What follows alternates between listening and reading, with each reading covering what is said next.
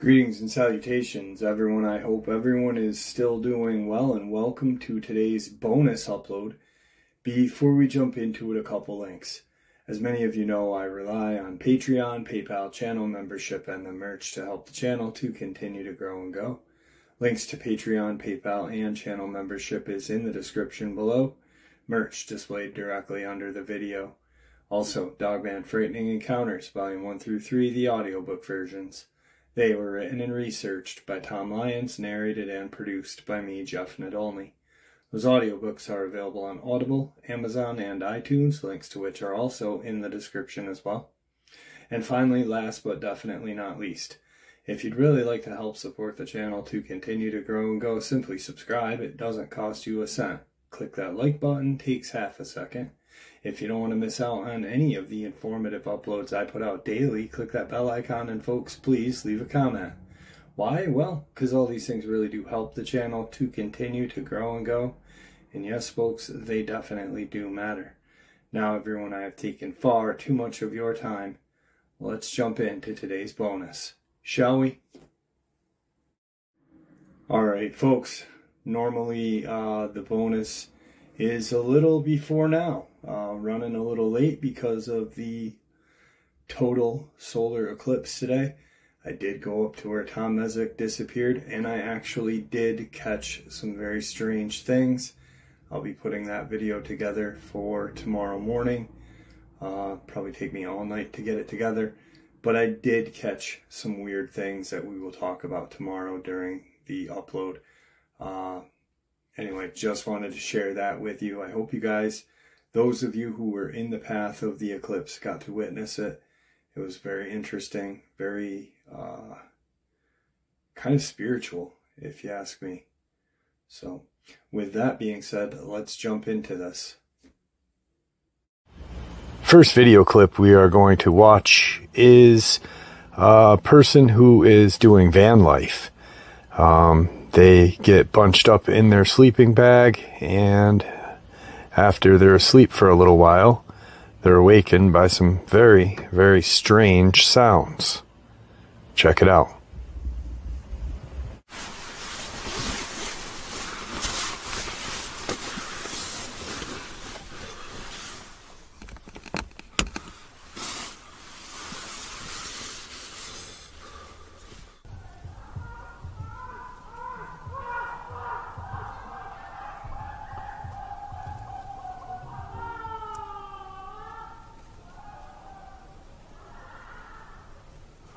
I don't think I'm going to be getting much sleep tonight. Today's first subscriber submission. Hey Jeff, I had something happen tonight, and I just had to share it.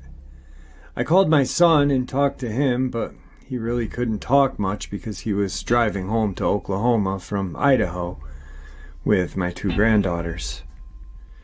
You know, I listened to your show and haven't had any experiences with Dogman or werewolf.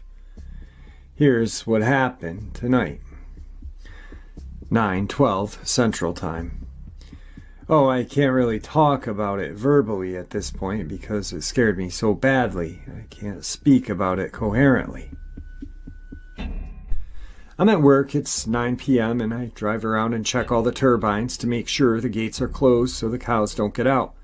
I have to write down the time every time I scan one of the gate tags. That's how I know what time it was when this happened. Anyway, I pull up to turbine 7 and I can't pull all the way up to the gate to scan the tag. I gotta park and walk up to it. I scanned the tag and got the feeling like I was being watched. I looked to my left and saw a shape, a very large one. The first millisecond of seeing it, I thought it was a tree, but just as I quickly realized there were no trees. It's flat pastureland. So I looked a little closer and saw the outline of a body. I saw the massive upper body shape, wide chest, incredibly huge shoulders, and then I turned and ran back to the truck and locked the door. I tried to haul tail, but I had to back out, and I suck at backing out, and I sure was not getting the truck stuck here. I didn't see any eye shine. I didn't even see its face. When it hit me what I was seeing, I stopped looking and ran. I was afraid to see the face, so I just stopped looking and ran. This thing was black. It was pitch black out here, and the black shape of this was darker black. Crazy that black could be darker than black already is, but it was darker. And it freaked me out. I didn't see a tail, I didn't see its head or face, but it was facing me. I could tell that from what I did see.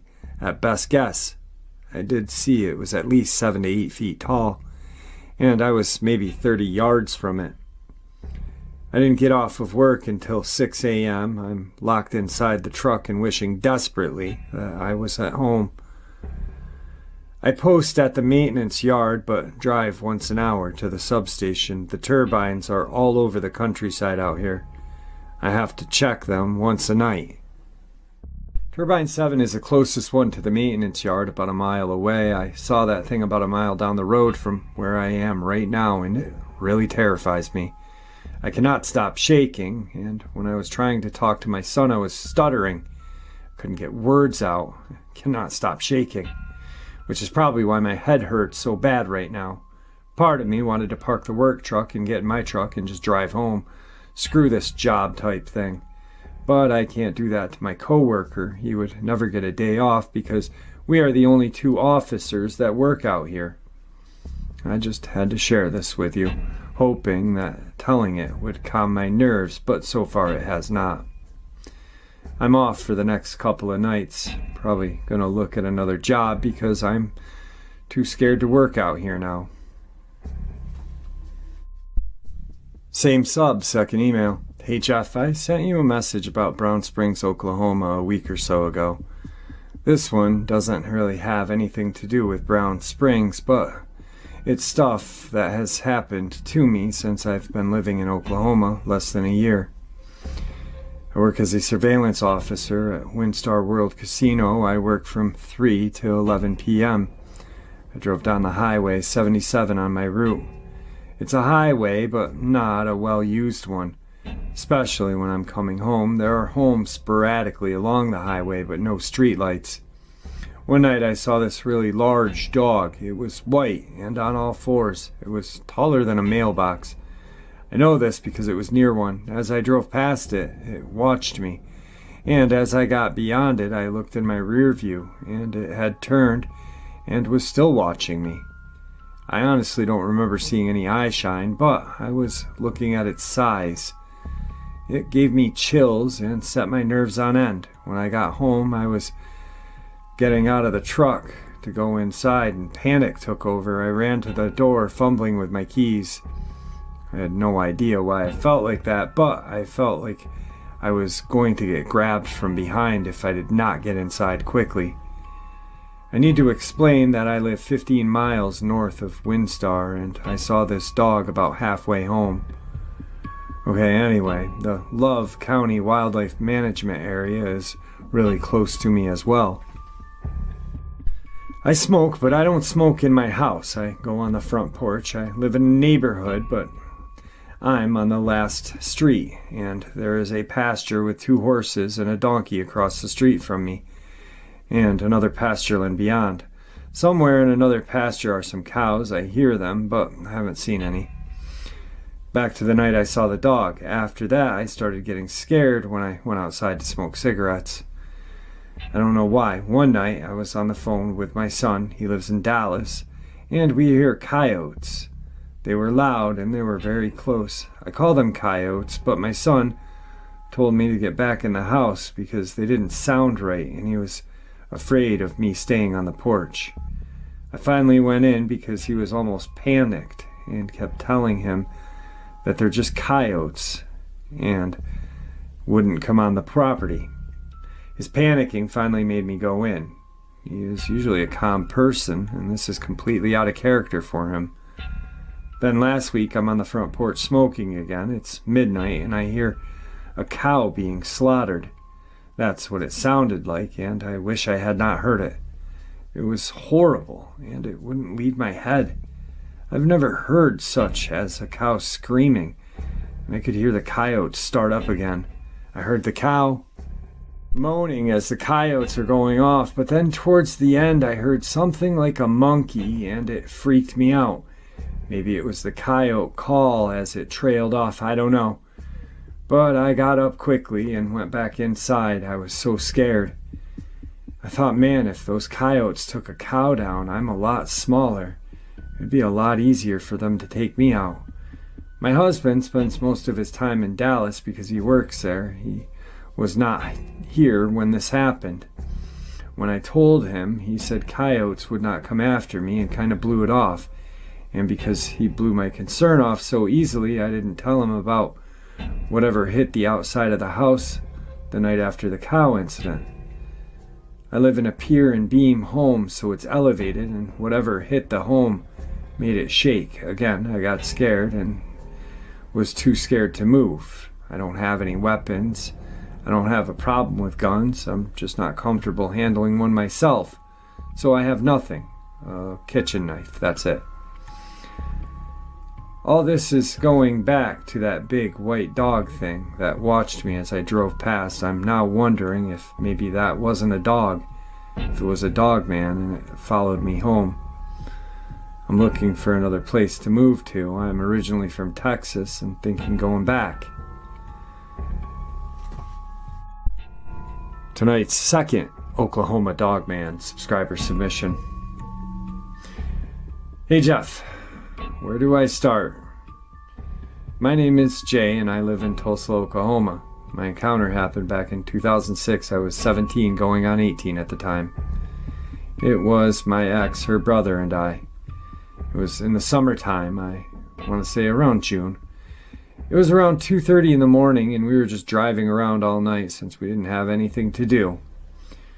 We were driving on some type of back street. I know it was around the port of Cadusa area because that's around the area we ended up at.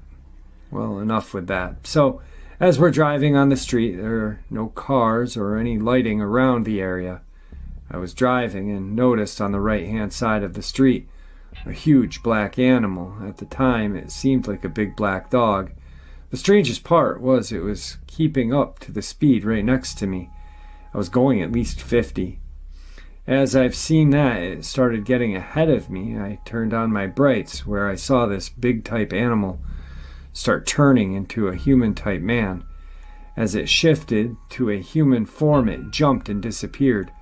But let me explain how quick it happened, that I was barely able to tell what it was. Dark black, like a dark shadow, you can say. I couldn't make out the face or any type of facial features. Now on with where it disappeared. The street where I was driving down ended where you'd have to turn left on a curve. So as I'm driving, I hit the left curve, and that's where the thing disappeared. I thought I was tripping, so I didn't say anything, but then my ex, who was in the back seat, out of nowhere, hugged me and freaked out. Then my ex's brother in the passenger side, shocked, and says, "What the hell was that?" Quickly, I turned the car around and headed toward the curve where the thing had disappeared. As crazy as it was, understand that that curve has a large rock structure. To be able to jump and get to the top, you would need to jump at least 6 feet in the air or more. Now, as a crazy teenager, as I was, I turned on my brights to get down from the car and looked around to see where the thing could have gone. But never saw anything or any way how it could have disappeared. I hope my story wasn't too confusing and hope to hear more stories on your channel. Today's third Oklahoma subscriber submission. Hey Jeff, I apologize this has taken me so long to get back to you about these encounters, but like you know and understand, a lot's been going on lately. Add that with a couple of deaths in the family, and finally here we are. Please feel free to edit where necessary. My name is John, and to start off with my mom's Dogman encounter. First of all, you should know my grandparents were divorced, so my mom chose to live with my granddad in Tulsa, Oklahoma. My grandfather never cared for neighbors within a close proximity, so he always lived in the outskirts or fringes of the town. if not straight in the middle of nowhere.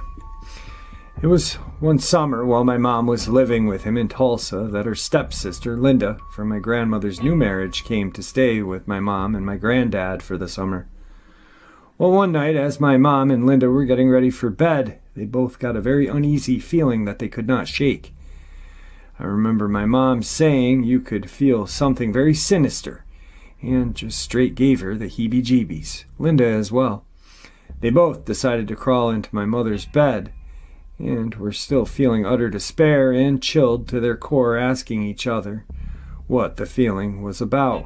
Neither one of them could put a finger on it, but as my mom turned to Linda once more to comment more about it, she looked upon Linda's face with her eyes locked on the window of my mother's room at the foot of their bed, with no color in Linda's face and the most terrified look she had ever seen. And right at that moment, Linda screamed a blood-curdling scream at the top of her lungs. My mom had turned her head to look at the window when Linda was fixated on, and my mother had seen, to her absolute confusion, two glowing red eyes peering in at them from the window. My mom could make out a dog about and 2 rows of sharp teeth. She said one of the things she'll never forget is that both top and bottom rows of the teeth were completely sharp. No cuspids, bicuspids, and so on. This creature also was sneering at them, as well as emitting a low guttural growl. And what made my mom think at first was a demon, because she had seen what looked like 2 horns on the top of its head. But when it laid its horns back, she came to realize they were ears and not horns. My grandfather came busting into the room with a 12-gauge full of slugs and exclaimed, "What is it? What the hell is it?" My mother and Linda told him what they had seen. My grandfather flew out of the house with a shotgun, not asking another question. However, by the time he got out to my mother's window, the beast had fled back into the nearby woods of my grandfather's property. My mom and Aunt Linda were traumatized, as you can imagine, and spent the rest of the summer at my grandfather's, sleeping on the living room couch. Next is not a Dogman encounter really, but in some ways, as you'll hear, even more terrifying and disturbing. This happened to me. I was 7 years old, and it too was during the summer break. And I went to California to visit my Aunt Charlotte. She had a restaurant connected to the guest house along a beautiful river that connected to the Sequoia National Park. We all stayed in the guest house of the restaurant, and on the porch of this house were a few appliances to the restaurant and a huge, never seen anything before like it, timber wolf chained to the railing of the porch. The wolf and I got along just fine every day, but one day I made the horrible, life-changing mistake. I was on the porch next to the wolf, and it seemed to be either chewing on a bone or its leg or some other body part. I had bent down and stroked the wolf along its back, and the next thing I knew, I'm coming in, I was knocked unconscious for a brief moment. When I opened my right eye, for some reason I couldn't open my left eye. All I could see were flashes of bloody canines and splatters of blood and flesh being ripped from my face. When I came to the realization I was essentially having my face being eaten off by a timber wolf, I fought with everything I had, but to no avail, as my little 7-year-old body was no match for the strength and tenacity of this creature. Fortunately, I had already gone into shock, so I believe it, or not at no time did I feel any pain whatsoever. So that's kind of weird, my face being mauled and all.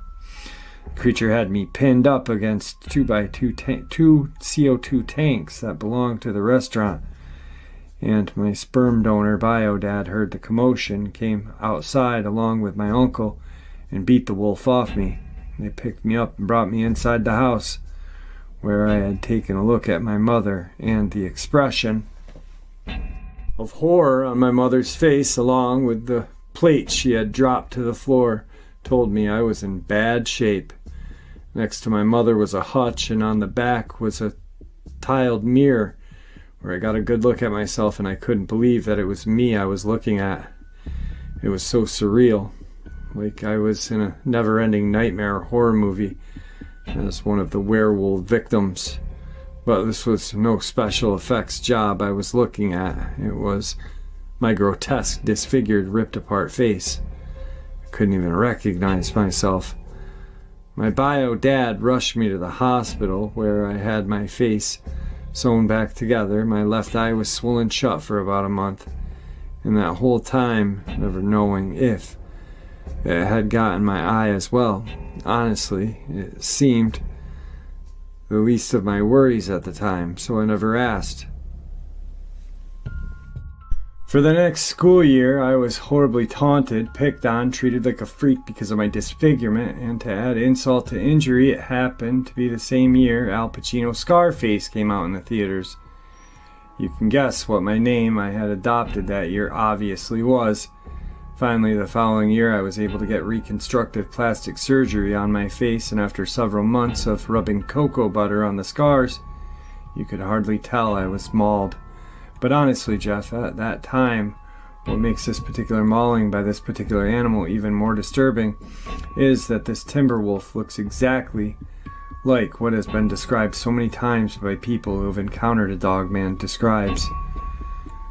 To the T- walking bipedally and having hands, of course, but I can't help for a lot of these descriptions stir around my PTSD when they described what attacked me so many years ago.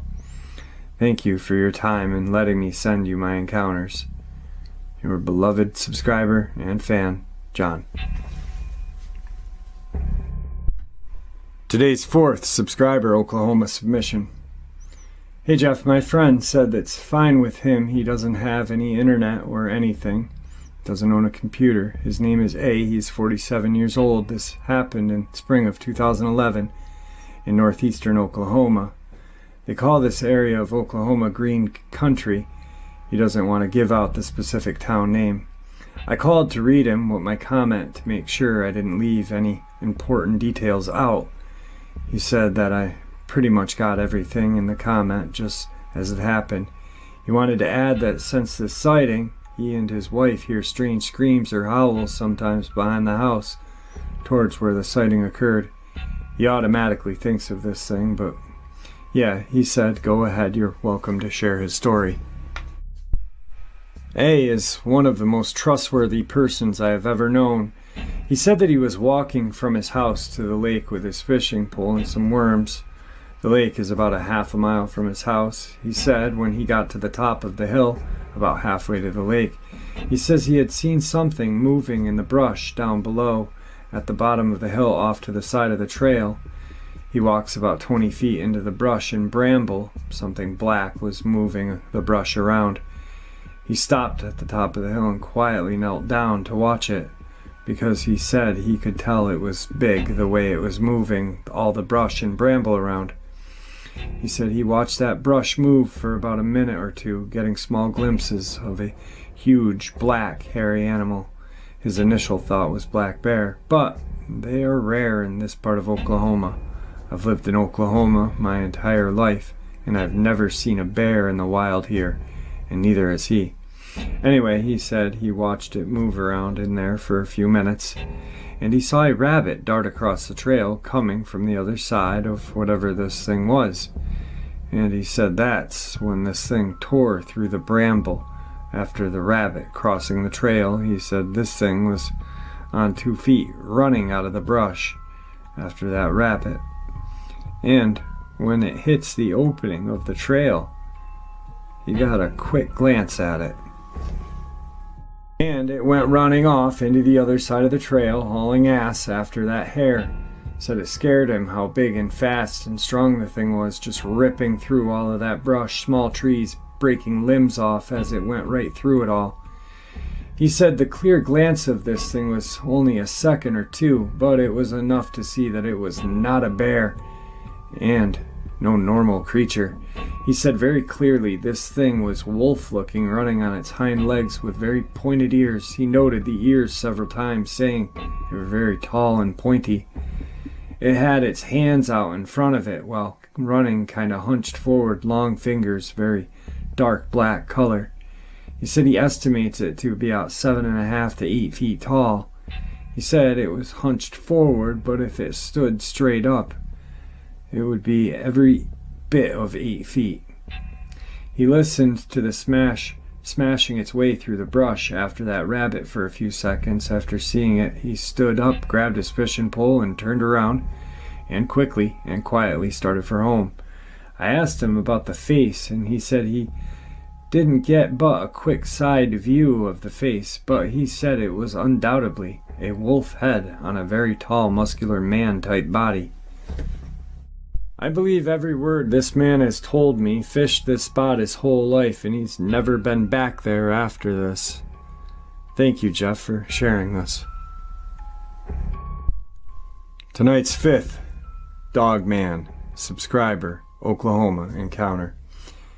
Hey Jeff, I've had 2 encounters. My first was brief, but here goes. My boss and I were driving at night in Pittsburgh County.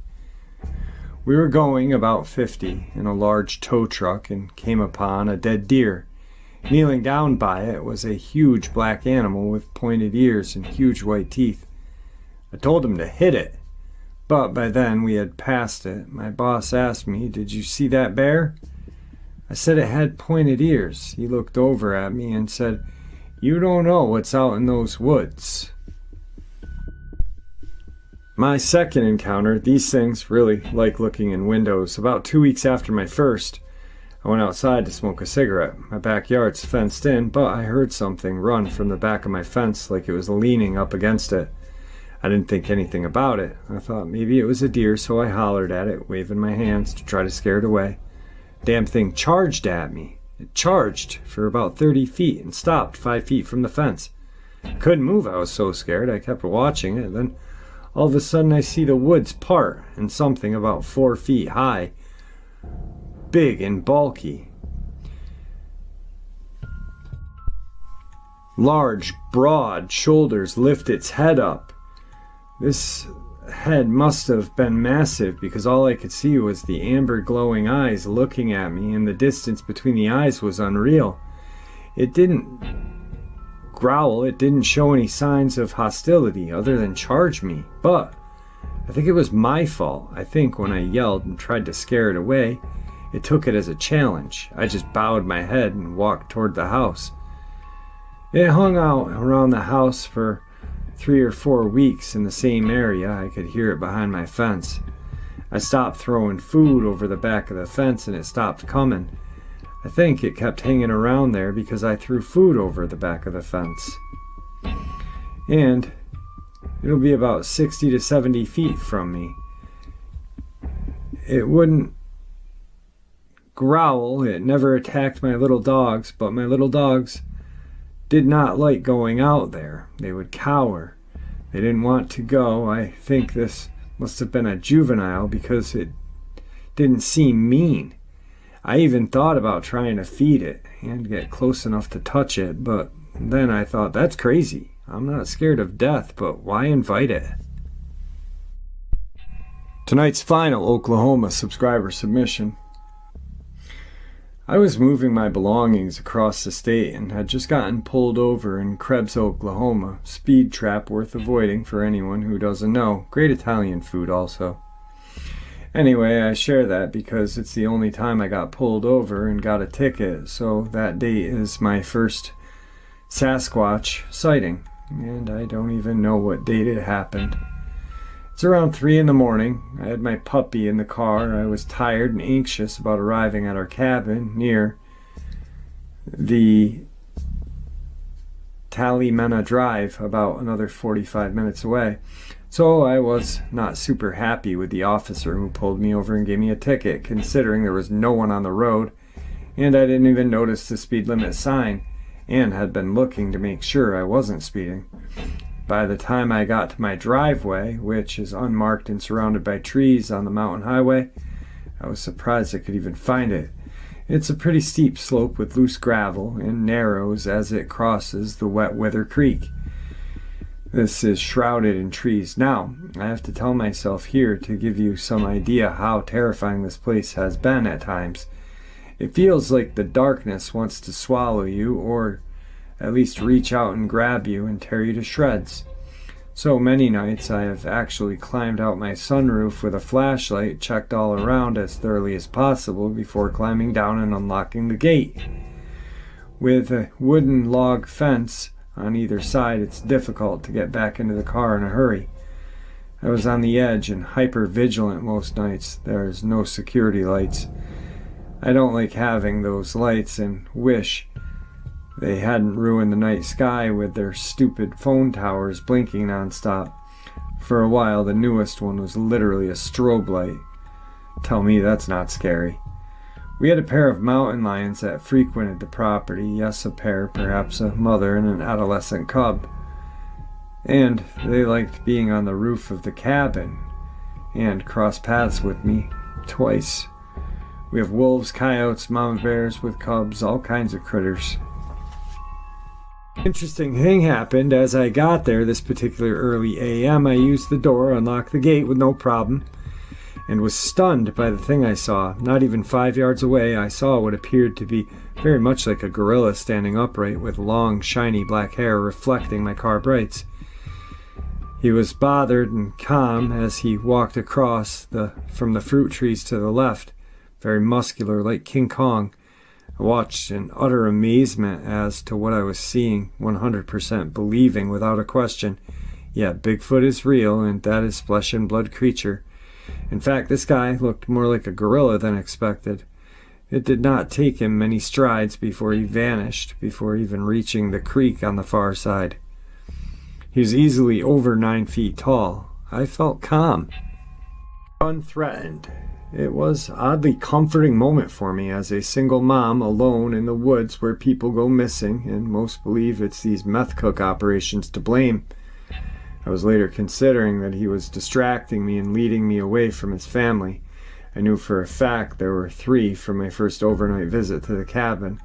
The other 2 sounded female to me. This one has me scratching my head. I was running late for work for some appointment, trying to get my Bluetooth connected, so I stopped right outside of my gate. As I start to approach the wet weather creek, I saw what I first thought was a squirrel. Then it dawned on me that this thing was standing upright and running on 2 legs across the driveway. I looked more closely, and it had short arms. It was more an olive color and had the tail of a lizard. It swayed back and forth as this thing ran on its back legs across my driveway into the creek. I thought to myself, we don't have lizards like that. Wait, what kind of lizard was that? It reminded me of some things I had heard, and I did an unsuccessful internet search. I was driving on the highway not far from my driveway when I saw the same thing, or a different one.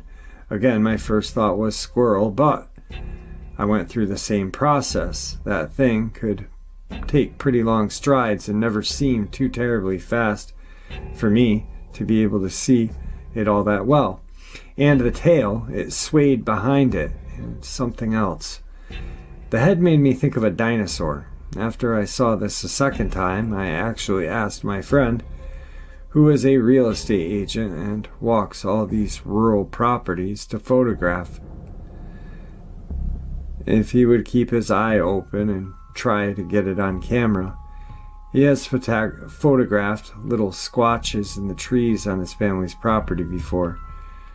Those have lighter skin and human noses and faces, but they're covered in black hair on their heads and bodies. He lives pretty far out, not too terribly far from where they hold the annual Bigfoot Festival in Honubby, Oklahoma.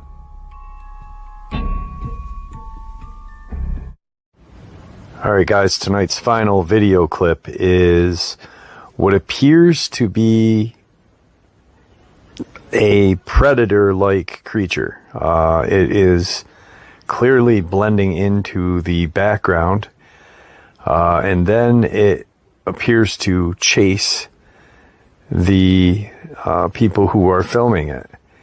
I have one version where there is talking, but there is kind of song playing behind it, I don't want to get hit with a copyright strike. So that's why there is no vocalization in it, but they are talking. At one point, the girl is like, "What is that? We need to get out of here." It's just terrifying. Check it out.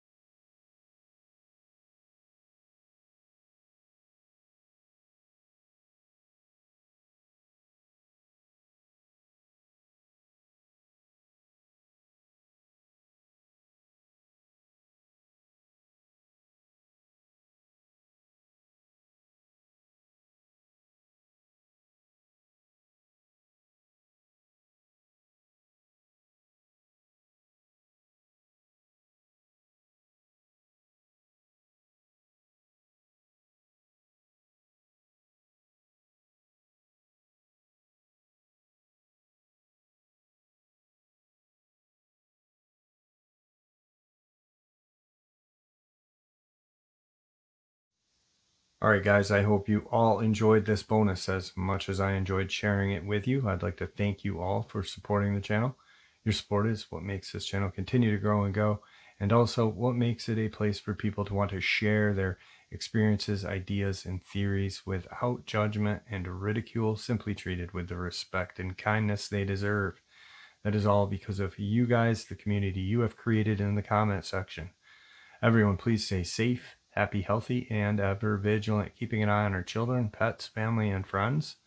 These creatures are real, they are out there, and they are dangerous. Share this information with the people you love and care about, and it may just help save their lives someday. Until next time, never stop asking questions, never stop searching for answers, and God bless.